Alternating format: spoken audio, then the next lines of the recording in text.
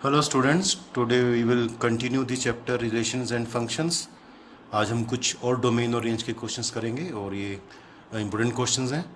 तो क्वेश्चन है find the domain and range for the following functions. First part है x square minus 9 over x minus 3। Second part है 4 minus x over x minus 4। Third part है 1 over 2 minus sign 3x। Fourth part है square root of x square minus 16 and fifth part is f x is equal to 1 by square root of 16 minus x square. चलिए तो first part की बात करते हैं। एक बहुत ही अच्छा क्वेश्चन है। Let f x is equal to x square minus 9 over x minus 3। Domain के लिए आपको पता है, ये देखिए फंक्शन में नहीं, यहाँ पे एक्स का पार्ट है, ठीक है। तो एक एक्स का फैक्टर दिया हुआ है और आपको पता है अगर हम लिखते हैं यहाँ पे f x is not real तो हम क्या लिखेंगे, f x is not real for x minus 3 equal to 0। तो जब एक्स माइनस 3 0 होगा तो ये फंक्शन डिफाइन नहीं हो पाएगा, ठीक है। इसको सॉल्व करेंगे, एक्स की वैल्यू 3 आ जाएगी। इसका मतलब 3 वैल्यू डोमेन में नहीं होनी चाहिए, बाकी कोई भी रियल वैल्यू हो सकती है। तो देयरफॉर डोमेन ऑफ एफ क्या हो जाएगा, आर माइनस सेट ऑफ 3। चलिए रेंज की बात करते हैं। Let y equal to f x, ठीक है। वाई को एफ एक्स लेंगे, एफ एक्स की वैल्यू पुट करेंगे x square minus 9 over x minus 3। और बेटा साथ में ध्यान रखना, आपको ये जो डोमेन निकाली है that is x is not equal to 3, तो एक्स 3 नहीं होना चाहिए, तो इसको साथ में लिख देंगे x is not equal to 3।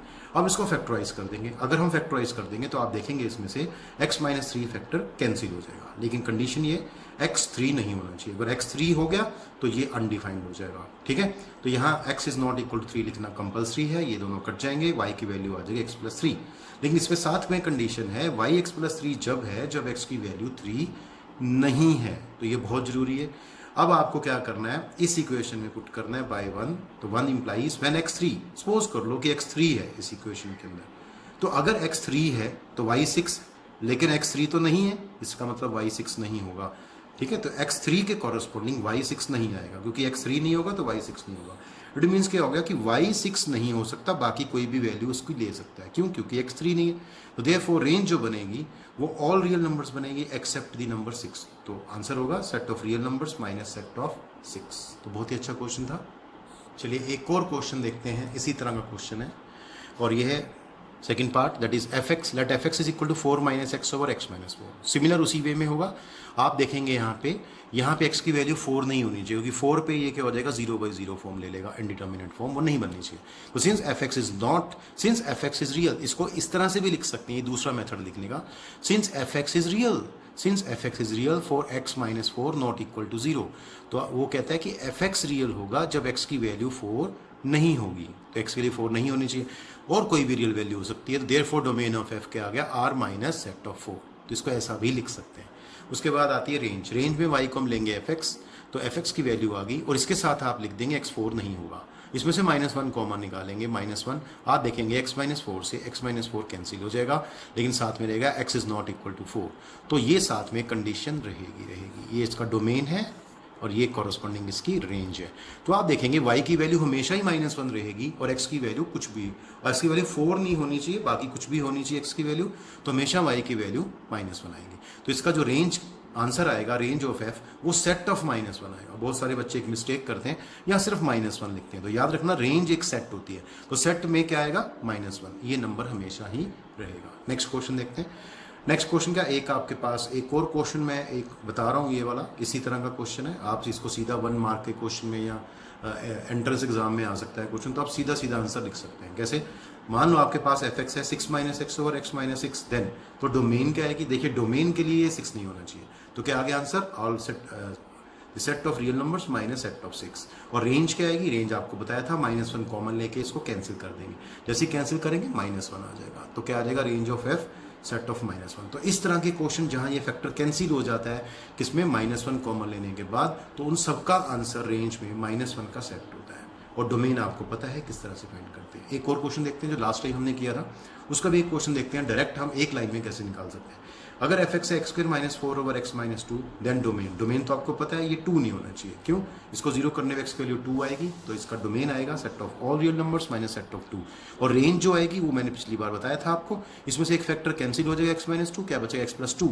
अब एक्स प्लस 2 बचेगा, वो कब है, जब एक्स 2 नहीं है। तो उसमें 2 डाल के देखो कॉरस्पॉन्डिंग वाई की वैल्यू क्या आती है, तो 2 डालने में एक्स की वैल्यू 4 आती है। इसका मतलब 2 नहीं होगा तो वाई 4 नहीं होगा, तो इसका मतलब जो रेंज होगी that is set of all real number minus set of 4 हो जाएगा। तो बहुत ही अच्छे दोनों क्वेश्चन है आपके, आर डी शर्मा के क्वेश्चन। चलिए next question is from trigonometry. तो ये बहुत ही अच्छा क्वेश्चन है, बहुत ही ध्यान से देखेंगे। Let f x is equal to 1/2 minus sign 3x। इसमें एक कंडीशन आपको याद रखनी है, साइन थीटा की वैल्यू हमेशा किसके बीच में लाई करती है, -1 और 1 के बीच में, ये आपको याद रखना है, ठीक है।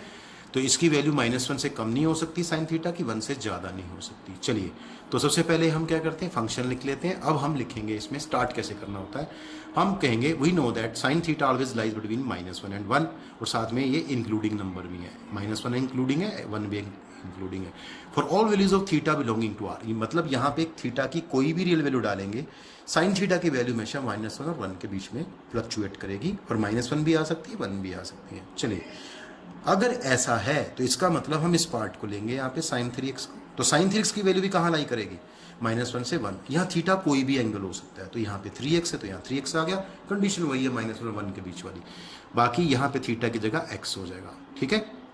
x की कोई भी वैल्यू डालेंगे ना, यहाँ पे कितना भी एंगल हो जाए, वैल्यू -1 1 के बीच में आनी। चलिए, अब इसके साथ माइनस है, तो हम इस थ्रू आउट ये पूरी इन इक्वेशन को हम -1 से मल्टीप्लाई कर देंगे।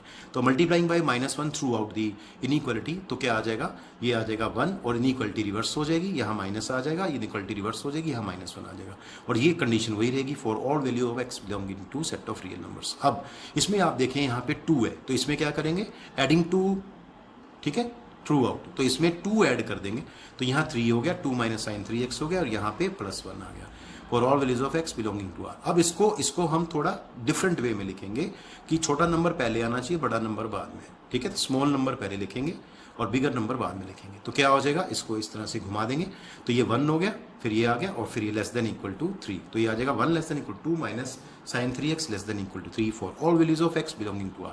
अब ऐसा मैंने क्यों किया, इसको मैंने सीधा एक लाइन में क्यों नहीं लिखा। देखिए बेटा, अगर मैं आपसे पूछूं ये कभी 0 होगा, तो आपको टाइम लगेगा सोचने में, कैसे बताऊं।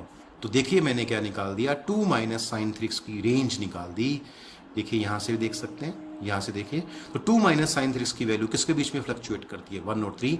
तो मिनिमम वैल्यू इसकी 1 हो सकती है, मैक्सिमम 3 हो सकती है। कुल मिला के ये कभी 0 नहीं हो सकता, क्योंकि इसकी वैल्यू 1 और 3 के बीच में लाई करती है, 1 भी हो सकती है, 3 भी हो सकती है। तो समझ आ गया, इसका मतलब ये कभी 0 नहीं होगा। अगर ये कभी 0 नहीं होगा तो इट मीन्स क्या हो गया, देखो लिख दिया, 2 minus sign 3x cannot be equal to 0 for any x belonging to r। आप x की कोई भी रियल वैल्यू डालोगे, कभी भी 0 नहीं बनेगा, क्योंकि इसकी वैल्यू 1 और 3 के बीच में, या 1 और 3 हो सकती है, ठीक है। अब इसका मतलब क्या हुआ, क्योंकि ये 3 तो आया नहीं, तो इट मीन्स क्या हो गया, ये 0 तो आया नहीं, तो इट मीन्स क्या हो गया, तो हम लिखेंगे एफ एक्स इज रियल। तो ये वैल्यू हमेशा ही रियल होगी एफ एक्स की, एक्स की किसी भी रियल वैल्यू के लिए। तो क्या लिखना है, that implies f x is real for all values of x belonging to set of real numbers, therefore domain of f क्या आ जाएगी, आर। तो बहुत ही अच्छा क्वेश्चन था। इसका मतलब ये फंक्शन हमेशा ही रियल रहेगा, आप एक्स की कोई भी वैल्यू यहाँ पुट कर दो, तो इसका जो डोमेन होगा वो set of all real numbers हो जाएगा। रेंज के लिए काम करते हैं, let y equal to f x, y equal to f x की वैल्यू ये थी। देखिए यहाँ तक हम क्वेश्चन कर चुके हैं, यहाँ देखिए फर्स्ट इक्वेशन में, तो आपने कहा बाई 1 वी हैव, यहाँ तक हम आ चुके थे, 2 minus sign 3x lie between 1 and 3 including 1 and including 3, और यहाँ for all values of x belonging to, ये तो डोमेन साथ चलती जाएगी। अब मुझे करना है क्या, मैं यहाँ y बनाने की कोशिश करूंगा। तो देखो पहले इसका रेसिप्रोकल करना है। याद रखना कि जब किसी नंबर का रेसिप्रोकल करते हैं इनइक्वालिटी में, तो इनइक्वालिटी रिवर्स हो जाती है। नंबर तो रिवर्स होंगे, रेसिप्रोकल होंगे, लेकिन इनइक्वालिटी रिवर्स हो जाएगी। कैसे, देखिए जैसे मैंने रेसिप्रोकल किया 1/2 माइनस साइन 3x, 1 का रेसिप्रोकल 1, इनइक्वालिटी रिवर्स होगी, इधर इनइक्वालिटी रिवर्स होगी, और 3 का 1/3 हो गया। कंडीशन ये वही रहेगी, x belonging to set of real number. उसके बाद आपको पता है ये वैल्यू y की होगी, तो ये 1 greater than equal to y greater than equal to 1/3 for all values of x belonging to set of real numbers। अब मुझे हमेशा इनइक्वालिटी कैसे लिखनी होती है, स्मॉल नंबर पहले होता है, बिगर नंबर बाद में होता है। तो क्या हो जाएगा, इसको रिवर्स कर देंगे, तो ये आ जाएगा 1/3 less than equal to y is less than equal to 1 for all values of x belonging to real number. तो आपको पता है ये डोमेन है, ये डोमेन है, तो एक कोरस्पॉन्डिंग इसकी रेंज होगी। तो दैट इंप्लाइज y किसको बिलोंग करेगा, 1/3 इंक्लूडिंग टू 1 इंक्लूडिंग, तो देयरफॉर यही रेंज होगी। तो देयरफॉर रेंज ऑफ f क्या आ जाएगी, 1/3 टू 1 क्लोज इंटरवल। तो this is a very good question, और बहुत ही ध्यान से आपने इस क्वेश्चन को करना है। इस तरह के बहुत सारे क्वेश्चन बन सकते हैं जो आपको करने चाहिए, और बहुत ही ध्यान से आपने देखना है कि यहाँ पे डोमेन निकालने हैं, रेंज निकालने हैं, किन कंडीशंस का ध्यान रखना है, आंसर किस फॉर्म में लिखना है, क्या करली ब्रैकेट क्या आपने क्लोज ब्रैकेट बनानी है, क्या आपने ओपन ब्रैकेट बनानी है ना। तो ये चीज़ें आपको सारी क्लियर होनी चाहिए। तो चलिए अब हम नेक्स्ट क्वेश्चन की ओर चलेंगे। और नेक्स्ट क्वेश्चन बहुत ही इंपॉर्टेंट है इसके अंदर, ठीक है। तो चलिए देखते हैं।